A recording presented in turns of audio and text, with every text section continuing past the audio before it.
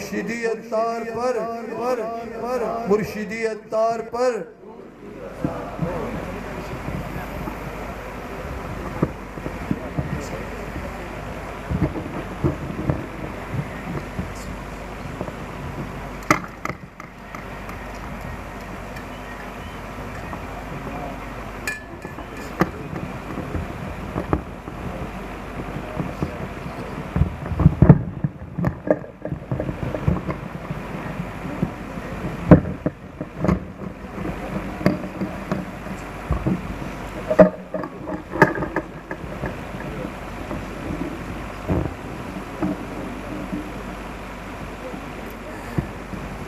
الحمدللہ رب العالمین والصلاة والسلام على سید المرسلین اما بعد فاعوذ باللہ من الشیطان الرجیم بسم اللہ الرحمن الرحیم. پڑھیے الصلاة والسلام علیک یا رسول اللہ وعلى آلک واصحابک یا حبیب اللہ. الصلاة والسلام علیک یا نبی اللہ وعلی آلک واصحابک یا نور اللہ. پیارے پیارے اسلامی بھائیوں، مدنی چینل کے ناظرین، سوشل میڈیا کے ناظرین، آج الحمدللہ وادی سون کے شہر نوشہرہ میں میری اپنی زندگی میں پہلی بار حاضری ہوئی ہے. عظیم الشان سنت و برا اجتماع جاری ہے. رب کریم ہم سب کا جمع ہونا اپنی بارگاہ میں قبول فرمائے. آپ سب اسلامی بھائیوں کا دور دور سے آنا، میں تو سچی بات سوچ رہا تھا جب میں آ رہا تھا کہ یہ پہاڑی علاقہ ہے اور کافی سناٹا بھی تھا راستے میں. میں نے کہا پتہ نہیں لوگ رات کو اس وقت جمع بھی ہوں گے کہ نہیں، لیکن اتنی بڑی تعداد میں آپ سب تشریف لائے اور مجھے بتایا گیا کہ قریب کی وادیوں سے آپ آئے ہیں. اللہ آپ سب کا قدم اٹھا کر یہاں پر آنا، علماء کرام تشریف لائے ہیں، دیگر شعبے سے تعلق رکھنے والے شخصیات آئی ہیں. آپ سب کو اللہ اس کی بہترین جزا عطا فرمائے. آج کا یہ اجتماع رب کریم ہم سب کی مغفرت کا ذریعہ بنا دے. درود پاک پڑھنے کے بے شمار فضائل و برکات ہیں. بہت ساری احادیث فضائل درود میں ملتی ہیں. ایک بڑا ہی ایمان افروز واقعہ میں نے آج آپ کو سنانا ہے، اور اس واقعے سے ہم سب کو بہت سارے یہ سمجھیے میسیجز، بہت سارے درس ملیں گے. میرے آقا علیہ الصلوۃ والسلام ایک بار کہیں تشریف لے جا رہے تھے تو آپ کے قریب سے ایک شکاری گزرا، اور اس شکاری نے ہرن کو، ایک ہرنی کو اس نے گویا شکار کیا ہوا تھا، اسے بھی لے کے جا رہا تھا. میں اس واقعے کا مضمون اور خلاصہ پیش کر رہا ہوں. اب میرے آقا علیہ الصلوۃ والسلام کی شان یہ ہے کہ جب وہ شکاری نبی پاک کے قریب سے گزرا اور اس ہرنی نے میرے آقا علیہ الصلوۃ والسلام کا جب دیدار کیا تو رب کریم نے اس ہرنی کو بولنے کی طاقت عطا فرما دی. نبی پاک کی شان یہ ہے کہ آپ کو دیکھ کر درخت بھی بولتے ہیں، پتھر بھی بولتے ہیں، جانور بھی بولتے ہیں. آقا کی بارگاہ میں سبھی فریاد کرتے ہیں. ہرنی کہتی حضور میرے چھوٹے چھوٹے بچے ہیں، اس نے مجھے گرفتار کر لیا ہے، شکار کر لیا ہے، تھوڑی دیر کی مجھے اجازت دلوا دیں، میں اپنے بچوں کو دودھ پلا کر واپس آ جاؤں. اچھا شکاری حیران ہو رہا ہے کہ جانور میرے پاس ہے، باتیں ان سے کر رہا ہے. اچھا وہ نبی پاک علیہ الصلوۃ والسلام کو بھی جانتا نہیں تھا. اب جب اس نے یہ ماجرا دیکھا، یہ انٹریکشن دیکھا، وہ حیران ہو گیا. اچھا پیارے آقا علیہ الصلوۃ والسلام نے فرمایا کہ اگر تم واپس نہ آئی تو وہ کہتی ہے حضور اگر میں واپس نہ آؤں تو مجھ پر ایسی لعنت ہو جیسی اس شخص پر لعنت ہوتی ہے جو نماز پڑھے مگر دعا نہ مانگے. حضور اگر میں واپس نہ آؤں تو مجھ پر ایسی لعنت ہو جیسی اس شخص پر لعنت ہوتی ہے جو آپ کا نام سنے مگر آپ پر درود نہ بھیجے. حضور علیہ الصلوۃ والسلام نے اس شکاری سے کہا کہ اس ہرنی کو جانے دو، یہ تھوڑی دیر میں واپس آ جائے گا. شکاری کہتا ہے اگر نہ آئی تو کیا گارنٹی ہے جان؟ ایسا کب ہوتا ہے کہ کسی شکار کر کے کسی جانور کو چھوڑ دیں تھوڑی دیر میں وہ خود آ کے پھر شکار ہو جائے پھر گرفتاری پیش کرے؟ ایسا تو نہیں ہوتا. اور ہرنی تو ویسے ہی بہت تیز بھاگنے والا جانور ہے. تو نبی پاک نے فرمایا کہ میں جواب داری لیتا ہوں, میں ضمانت لیتا ہوں, تم اسے چھوڑ دو یہ واپس آ جائے گی. اچھا شکاری جو ہے وہ حیران تو تھا ہی کہ یہ ہیں تو کوئی بڑی شخصیت, جانور ان سے باتیں کر رہا ہے, یہ جانور سے باتیں کر رہے ہیں, یہ جو کہہ رہے ہیں ٹھیک ہی کہہ رہے ہوں گے. اس نے بھروسہ کیا, اس ہرنی کو چھوڑ دیا. ابھی تک وہ نبی پاک علیہ السلام کو پہچانا نہیں تھا. ہرنی گئی دوڑتے دوڑتے, ایک پہاڑ تھا اس کے پیچھے چلی گئی. اب انتظار ہے کہ جنہوں نے یہ وعدہ کیا ہے یہ وعدہ سچا ہوتا ہے کہ نہیں, ہرنی واپس آتی ہے کہ نہیں. پیارے اسلامی بھائیوں ایسا ہی ہوا. کچھ دیر ہوئی تو اسی پہاڑ اسی ٹیلے کے پیچھے سے وہ ہرنی پھر دوڑتی بھی آئی اور آ کر اس نے شکاری کے پاس اپنا آپ حوالے کر دیا. شکاری حیران ہے کہ یہ کیا ماجرا ہے. اللہ اکبر, میرے آقا کا یہ معجزہ دیکھا, اس شکاری نے کلمہ پڑھا اور مسلمان ہو. اب یہ واقعہ یہاں تک ہی بڑا خوبصورت ہے, مگر اس واقعے میں ایک اور خوبصورت موڑ آتا ہے, اور وہ یہ ہے کہ جبریل امین بارگاہ رسالت میں حاضر ہوتے ہیں. عرض کرتے ہیں یا رسول اللہ صلی اللہ تعالی علیہ وآلہ وسلم, جس طرح آپ کے رب نے آپ کو سلام ارشاد فرمایا ہے, اور رب فرماتا ہے جس طرح یہ ہرنی لوٹ کر آئی ہے آپ کا رب قیامت کے دن آپ کی امت آپ پر لوٹا دے گا. حضور یہ ہرنی جتنا اپنے بچوں سے پیار کرتی ہے آپ کا رب آپ کی امت پر اس سے زیادہ مہربان ہے. اب یہ پیارے اسلامی بھائیوں, وادی سون کے اس عظیم و شان میں اجتماع میں شرکت کرنے والوں, یہ ایک واقعہ ہی کافی ہے. اگر میں اس ایک واقعے کی ایک ایک پرت بیان کرنا شروع کروں اور اس کے مدنی پھول ہم آپس میں بانٹنا شروع کریں تو پورے بیان کے لیے یہی ایک واقعہ کافی ہے. ذرا شروع سے بات کرتے ہیں. مجھے ایک بات بتاؤ, اس ہرنی نے کیا کہا تھا؟ یہ نہیں کہا حضور مجھے چھڑوا دے. اس ہرنی نے کہا حضور بچے پہ ابو کے ہیں, ماں تھی نا, ماں نے یہ نہیں کہا حضور میری جان بخشی کروائیں. بچوں کی فکر گرفتاری کے عالم میں بھی ہے اور بچوں کو دودھ پلانا ہے, اس لیے اس نے ریکویسٹ کی ہے. یہ درس ہے ہم سب کے لیے کہ ماں کیا چیز ہے. ماں باپ یہ اللہ کی کتنی بڑی نعمت ہے. یہ جانوروں میں بھی جب ماں باپ ہوتے ہیں تو وہ بچوں پر مہربان ہوتے ہیں, اور ماں باپ انسان کے ہوں تو وہ تو جنت کا ٹکٹ ہوتے ہیں, وہ تو ثواب کا ذخیرہ ہوتے ہیں. احادیث میں یہ مضمون ملتا ہے کہ جو بچہ محبت کی نگاہ سے اپنے ماں باپ کو دیکھے اللہ اسے حج مقبول کا ثواب عطا فرماتا ہے. ایک صحابی نے کہا حضور اگر کوئی 100 بار دیکھ لے, اللہ کے حبیب فرماتے ہیں اللہ اکبر و اطیب, اللہ بہت بڑا اور پاک ہے. کوئی بچہ محبت سے 100 بار بھی دیکھ لے اللہ 100 حج کا ثواب عطا فرماتا ہے. مجھے ایک بات بتاؤ, محبت سے دیکھنے پر حج کا ثواب ہے, خدمت پر ثواب کتنا ہوگا, کھانا کھلانے پر ثواب کتنا ہوگا, پیر دبانے پر ثواب کتنا ہوگا, دوائی دلانے پر ثواب کتنا ہوگا, ان کے دل میں خوشی داخل کرنے پر ثواب کتنا ہوگا. ارے صرف محبت سے دیکھو تو حج کا ثواب ہے. اور کمال کی شریعت ہے ہماری. وہ بچے جن کے ماں باپ چلے گئے دیکھو انہیں بھولنا نہیں, ان کی قبر پر جاتے رہنا. ایک اور حدیث پاک میں آتا ہے جس کا مضمون ہے کہ جو بچہ اپنے ماں باپ کی قبر کی زیارت کرے اللہ اسے بھی حج کا ثواب عطا فرمائے. یہ زندگی میں بھی ثواب کا ذخیرہ ہے.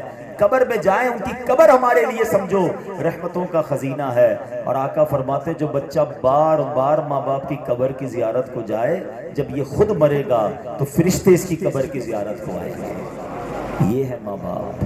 مگر آج قدر نہیں لوگوں کو ہے, آج ٹائم بھی نہیں ہے ماں باپ کے لیے. بوڑھے ماں باپ پریشان ہیں, اولاد خدمت کرنے کے لیے تیار نہیں ہے.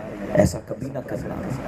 ایک حدیث پاک میں میرے آقا فرماتے ہیں ماں باپ ہی تیری جنت ہے, ماں باپ ہی تیری دوزخ ہے. علماء نے اس کی شرح بیان کی کہ جس نے ماں باپ کو راضی کر لیا اب اس کے لیے جنت ہے. اور چاہے روزے رکھے, نمازیں پڑھے, بڑے دین کے کام بھی کرے, ماں باپ ناراض ہیں تو رب بھی ناراض ہے. تو میرے وہ بچے تم بڑے خوش نصیب ہو جن کے ماں باپ زندہ ہیں.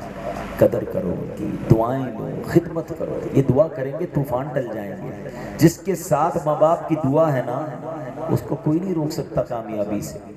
اور جس کے ساتھ ماں باپ کی ناراضی ہے اسے بربادی سے کوئی نہیں روک سکتا. تو خدا را قدر کیجیے، ماں باپ کو تکلیف نہ پہنچائیے. اللہ کرے کہ ہمیں اپنے ماں باپ سے محبت اور ان کی خدمت کرنے کا موقع مل جائے. تو بہرحال واقعہ چونکہ کافی بڑا ہے تو یہ ایک پہلا درس اس واقعے سے ماں باپ کی اہمیت کا پتہ چلتا ہے. دوسرا، وہ ہرنی جو ہے جب نبی پاک علیہ الصلوۃ والسلام نے اس سے ضمانت پوچھی کہ تم واپس نہ آئی، تو اس نے دو بڑی اہم باتیں کی ہیں اور ان دونوں باتوں میں بھی ہمارے لیے بڑا سبق ہے. اس نے کیا کہا کہ حضور اگر میں واپس نہ آؤں تو مجھ پر ایسی لعنت جیسی اس پر لعنت ہو جو نماز پڑھ کے دعا نہ مانگے. اس کا مطلب کیا ہوا کہ نماز پڑھ کے دعا مانگنا یہ اللہ کو پسند ہے. بلکہ علماء بیٹھے ہیں حدیث کی کتابوں میں، بزرگوں کی کتابوں میں، بلکہ سیدی اعلیٰ حضرت امام اہل سنت کے والد گرامی نے ایک بڑی پیاری کتاب لکھی، احسن الوعاء لآداب الدعاء. یہ دعا کے آداب کی بڑی شاندار کتاب ہے. اس میں دعا کی قبولیت کے اوقات لکھے کہ کب کب دعا قبول ہوتی ہے. تو فرمایا گیا جب بھی نماز سے بندہ فارغ ہو دعا مانگے کہ یہ قبولیت دعا کا وقت ہے. اگر لوگ نہیں مانگتے دعا، ادھر نماز پڑھی، اول تو نماز نہیں پڑھتے، پڑھیں تو دعا مانگنے کا ٹائم نہیں ہے. امام صاحب نے دعا شروع کی، مسجد سے نکلنے والوں کی لائن لگ جاتی ہے. ایسا نہ کیا کرو. میرے رب کی شان دیکھو. دنیا میں کوئی بندہ مانگنے والا ہونا وہ اچھا نہیں لگتا.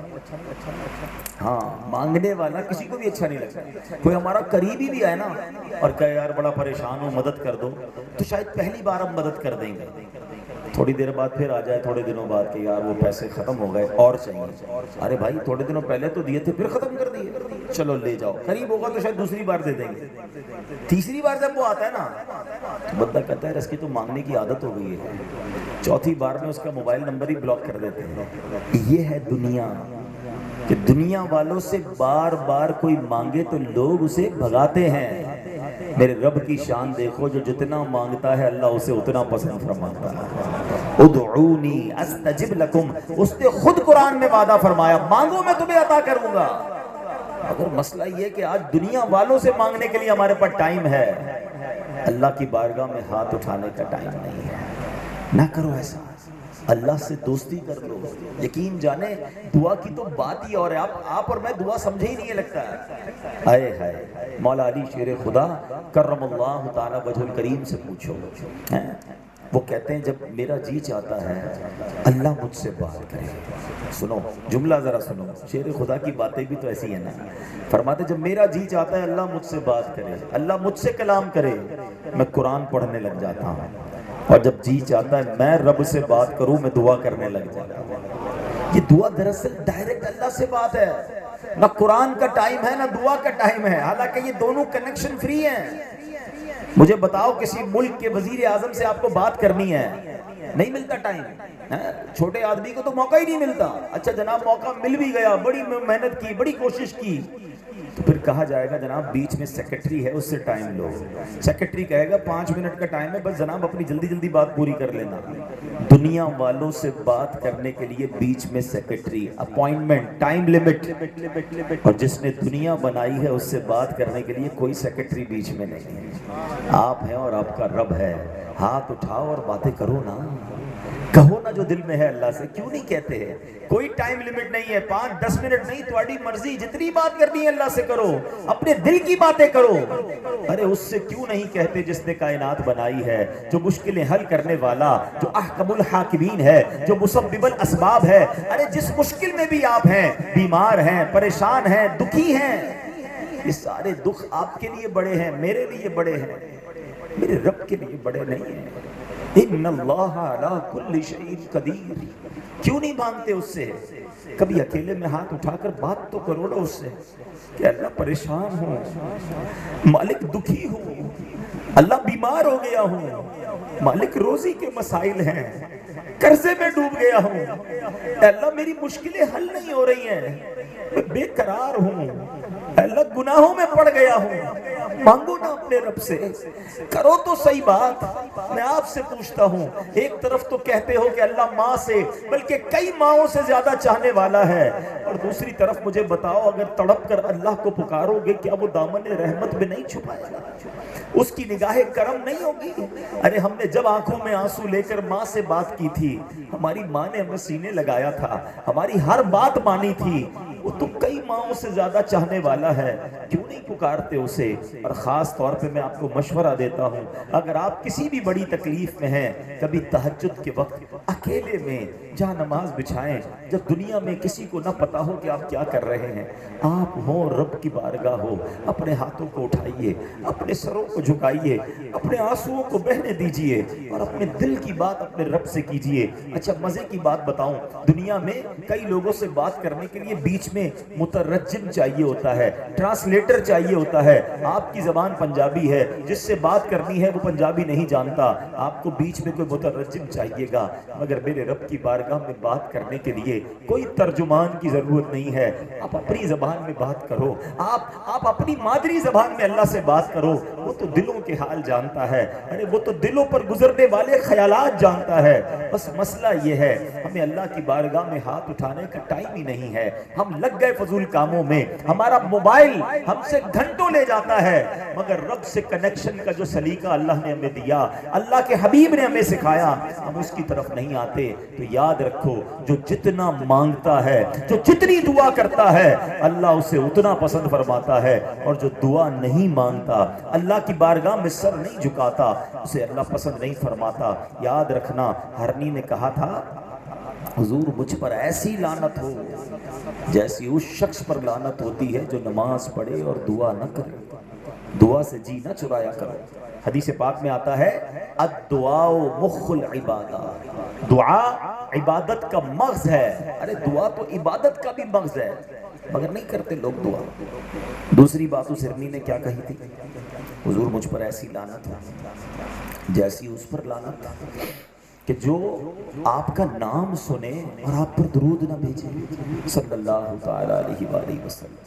نہیں پڑھتے آج لوگ درود، نام نامی اس میں گرامی سنتے ہیں مگر زبان پر درود نہیں آتا۔ میں ایک سوال کر لیتا ہوں، آپ کو اندازہ ہو جائے گا کہ ہماری زندگی میں کتنا درود ہے۔ پچھلے 3 دنوں میں آپ نے کتنے درود پڑھے ہیں؟ اپنے آپ سے پوچھیں۔ ہمارے پاس بہت ساری چیزوں کے لیے ٹائم ہے، درود کے لیے ٹائم نہیں ہے۔ حالانکہ درود پاک پڑھنا یہ حکم قرآنی ہے، ان اللہ وملائکتہ یصلون علی النبی یا ایھا الذین آمنوا صلوا علیہ وسلموا تسلیما صلی اللہ علی النبی الامی وآلہ صلی اللہ علیہ وسلم صلاۃ و سلاما علیک یا سیدی یا رسول اللہ، مگر نہیں پڑھتے درود۔ قرآن پاک میں بہت سارے احکام بیان ہوئے، علماء بیٹھے ہیں، آیات احکام قرآن الگ کتابوں میں لکھی گئی کہ قرآن میں کتنی جگہ اللہ نے آرڈرز دیے ہیں، مگر کوئی بھی ایک ایسا آرڈر نہیں ہے، کوئی بھی ایسا امر یا حکم نہیں ہے جس میں رب نے یہ فرمایا ہو میرے بندوں میں بھی کرتا ہوں، فرشتے بھی کرتے ہیں، تم بھی شامل ہو جاؤ۔ یہ ایک ہی عمل ہے جس کے بارے میں رب فرماتا ہے میرے ایمان والو میں بھی پیارے آقا علیہ الصلوۃ والسلام پر درود بھیجتا ہوں، فرشتے بھی بھیجتے ہیں، تم بھی میرے رسول پر، میرے نبی پر درود بھیجو۔ یہاں پر اللہ کا درود بھیجنے کا انداز اور ہے، علماء اس کی باقاعدہ پوری تطبیق کرتے ہیں۔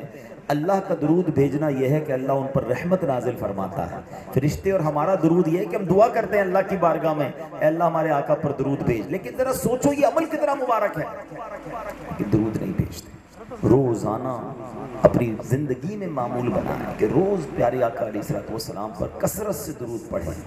بلکہ علماء بڑی پیاری بات کہتے ہیں کہ اگر کبھی پورے دن میں پیارے آقا علیہ الصلوۃ والسلام کا نام شریف مبارک نام سن لیا اور درود نہ پڑھ سکا کوئی شخص، میں جیسے ہم کبھی محفل میں جاتے ہیں بار بار نبی پاک علیہ الصلوۃ والسلام کا نام لیا جاتا ہے، درود نہیں پڑھ سکے، تو علماء کہتے ہیں ایک پرٹیکولر ایک تعداد جو ہے مقرر کر لے، مثال کے طور پہ روز کی 100 بار درود پڑھوں گا، تو اب پورے دن میں اگر نبی پاک کا نام سن بھی لیا نا صلی اللہ تعالیٰ علیہ وسلم اور درود نہ پڑھ سکا، تو یہ جو بعد میں اس نے درود پڑھا یہ اس کا قائم مقام ہو جائے گا۔ تو اپنی زندگی میں درود پاک کو شامل کرے، ٹھیک ہو گیا؟ اور آگے چلتے ہیں۔ جبریل امین آئے تھے اور کیا عرض کی تھی حضور، آپ کا رب آپ کی امت سے اس سے زیادہ محبت فرماتا ہے جتنا یہ ہرنی اپنے بچوں سے پیار کرتی ہے۔ یہ اتنی مہربانی ہمیں کیوں ملی، اتنی کرم نوازی ہم پر کیوں ہوئی؟ کیا ہم بڑے نیک ہیں؟ کیا ہم نے بڑے کارنامے کیے ہیں؟ اللہ معاف کرے، کتنے گناہ ہیں ہمارے، کون سی خطا ہے جو ہمارے اندر نہیں ہے؟ مگر یہ ساری مہربانی ہے نبی پاک علیہ الصلوۃ والسلام کی وجہ سے۔ وہ ہمارے نبی، ان کے ہم امتی، امتی تیری قسمت پہ لاکھوں سلام۔ یہ مہربانی ہے ہم پر نبی پاک کی کہ ہم ان کے امتی بن گئے۔ سنو، پیارے آقا کی مہربانیاں تو ایسی ایسی ہوں گی کہ قیامت کے دن جب تک میرے آقا جنت میں داخل نہیں ہوں گے کوئی داخل نہیں ہوگا، کوئی نبی بھی داخل نہیں ہو سکے گا۔ مگر سنو، صرف پیارے آقا کو یہ اعزاز نہیں بلکہ ان کی مہربانی، ان کے صدقے جب تک نبی پاک کی امت جنت میں داخل نہیں ہوگی کسی نبی کی امت بھی داخل نہیں ہوگی۔ اتنی مہربانی ہم پر۔ سیدی اعلیٰ حضرت بریلی کے تاجدار لکھتے ہیں نا، خلد ہے سب پر حرام جائیں نہ جب تک غلام۔ جنت سب پر حرام ہے جب تک سرکار کے غلام جنت میں نہ جائیں۔ خلد ہے سب پر حرام جائیں نہ جب تک غلام، ملک تو ہے آپ کا تم پہ کروڑوں درود۔ تو ایسے آقا کے امتی ہیں۔ اے امتیوں، تم نے اور مجھے سوچنا ہے کہ جب مہربانی اتنی بڑی ہو گئی تو امتی ہونے کا حق بھی تو ادا کرے نا۔ جس پر اتنی مہربانیاں ہوں اسے کچھ تو شرم آنی چاہیے کہ کیا میرا انداز، میرا کردار نبی پاک کے سچے امتی جیسا ہے، یہ جیسا آقا فرماتے ہیں اس کی الٹ زندگی گزر رہی ہے۔ تو جیسے میں نے بیان کے شروع میں کہا تھا کہ یہ ایک ہی واقعہ ہے اور اس واقعے میں اتنے پہلو ہیں کہ میں اگر اسی کو بیان کرتا جاؤں تو میرا پورا بیان ہو جائے گا، لیکن میں نے ایک اور ٹاپک کو بھی کور کرنا ہے۔ تو بہرحال اس ایک واقعے سے جو درس ملا کہ ماں باپ کا ادب کریں، ماں باپ کی قدر کریں، دعا اس سے محبت بھی کریں اور دل و جان سے دعا کریں، روزانہ کثرت سے درود پاک پڑھیں اور اپنے آقا علیہ الصلوۃ والسلام سے سچی محبت کریں، ان کی سچی غلامی اختیار کریں۔ آئیے مل کر محبت کے ساتھ بآواز بلند درود پاک پڑھ لیں۔ صلو علی الحبیب۔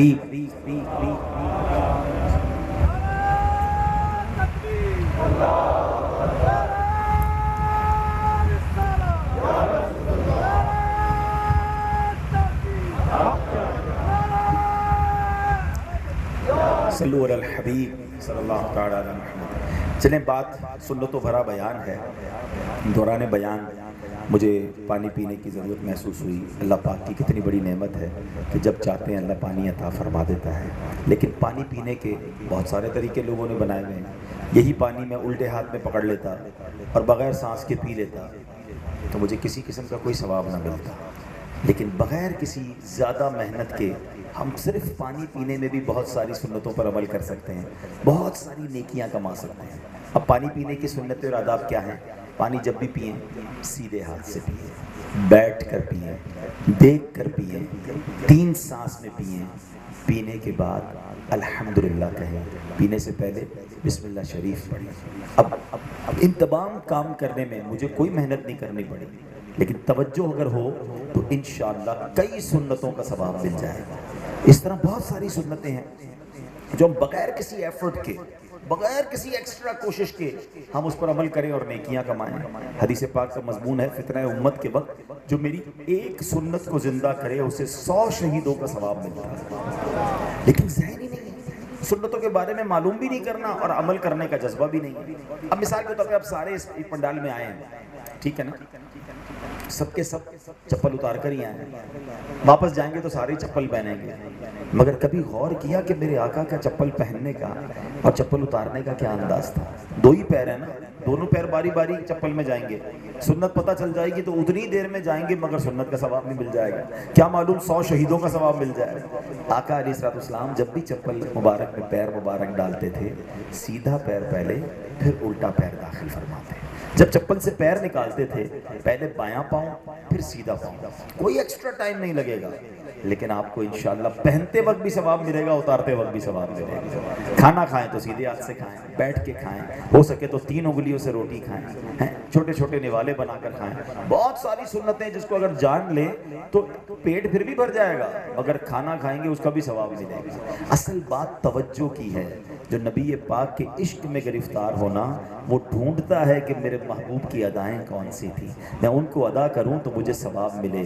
مگر آج تو حال یہ ہے کہ لوگ سنتوں سے ایسے منہ موڑے بیٹھے ہیں، بلکہ شیطان نے ایک اور دماغ میں بات ڈال دی ہے کہ جناب سنتی ہے نا، فرض تو نہیں ہے نا، کوئی گناہ تو نہیں ملے گا نا۔ اللہ معاف کرے، سنت کو لوگوں نے بہت آسان لے لیا اور اس کی اہمیت چھوڑ دی، حالانکہ نبی پاک علیہ الصلوۃ والسلام فرماتے ہیں فمن رغب عن سنتی فلیس منی، کہ جس نے میری سنت سے منہ موڑا وہ مجھ سے نہیں ہے۔ لیکن آج کی فکر ہی نہیں ہے کہ آقا ناراض نہ ہو جائے۔ ارے جس سے محبت ہوتی ہے نا، اس کی ہر ادا سے محبت ہوتی ہے۔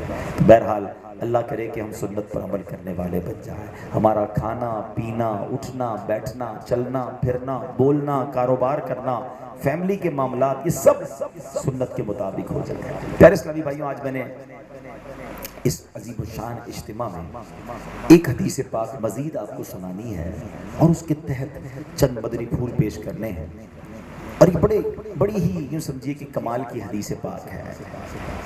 قیامت کا دن، انگریزی میں کہتے ہیں ڈے آف ججمنٹ، حساب کا دن، بڑا مشکل دن ہے۔